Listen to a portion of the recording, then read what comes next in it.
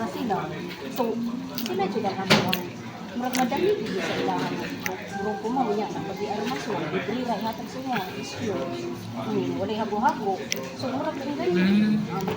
Sa mga panuwagan man sa uban nga kanang Especially sa mga babae. Ang ako alam yung kanang panawagan sa ilahan.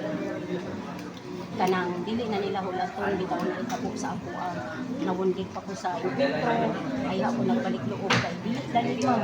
Ang ako abayang lawas nung kay na bayay ko kanang dili bitaw na ko napit dili mo sa likod na ibo.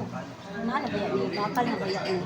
So murag medyo dili na dapat na nila hulaton na masamaran pa ilang lawas ay sila makaano ko mali ang grupo ng lahan di pakikisog isugdan.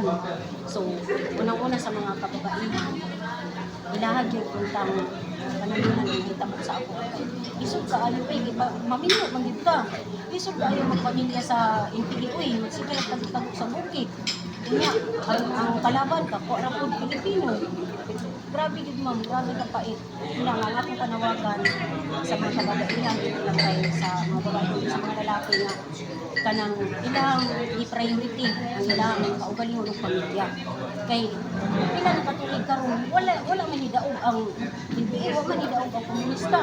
Wala man ganin sila sarili nga eskwelahan, ospital.